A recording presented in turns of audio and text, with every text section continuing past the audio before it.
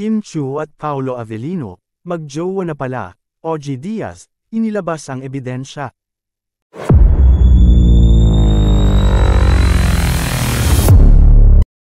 Sa pinakabagong balita mula sa mundo ng showbiz, umani ng malaking atensyon ang mga pahayag ni OG Diaz. Ipinahayag niya na may mga ebidensya silang hawak na magpapatunay sa tunay na estado ng relasyon ni Kim Chiu at Paolo Avellino. Patuloy na pinag-uusapan ng dalawa sa mga social media at balita, kung saan lumutang ang mga espekulasyon na maaaring may espesyal silang ugnayan. Sa mga pahayag ni OG, sinabi niyang tila may mga dahilan kung bakit hindi pa nila ito nais na ipaalam sa publiko. Ayon kay OG, mula sa kanyang pinagkakatiwalaang source, nakahanda na sanang aminin ni Paolo ang kanilang relasyon. Ngunit, ipinagpaliban ito ni Paolo dahil hindi pa raw handa si Kim na ipakita ito sa publiko. Kaya naman, napagpasyahan nilang panatilihing lihim ang kanilang relasyon sa ngayon. Ang ganitong sitwasyon ay hindi bago sa mundo ng showbiz, kung saan madalas na ang mga artista ay may mga pribadong bagay na nais nilang itago mula sa mata ng publiko.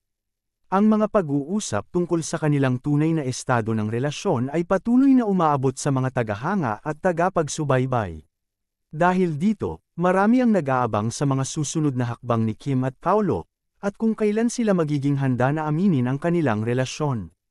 Ang mga ganitong balita ay talagang nakakaakit ng atensyon, hindi lamang sa kanilang mga tagahanga kundi pati na rin sa mga tao sa industriya ng showbiz.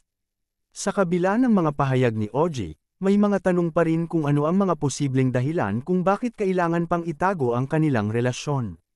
Marahil, ito ay dahil sa pressure mula sa publiko, o kaya naman ay para protektahan ang kanilang pribadong buhay.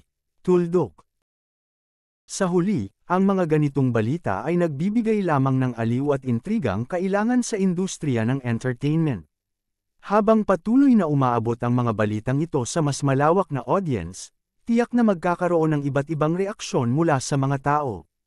Ang mga fans ni Kim at Paolo ay abala sa pagbuo ng mga teorya at opinyon ukol sa kanilang estado ng relasyon, at tila walang katapusan ang mga speculations na ito. Ang pag-usbong ng ganitong balita ay nagpapakita lamang na sa likod ng makikinang ng ngiti at mga proyekto ng mga artista. May mga kwento at tunay na buhay din na puno ng emosyon at desisyon. Sa paglipas ng panahon, maaaring magbago ang kanilang sitwasyon at balitaan ang publiko sa kanilang mga susunod na hakbang.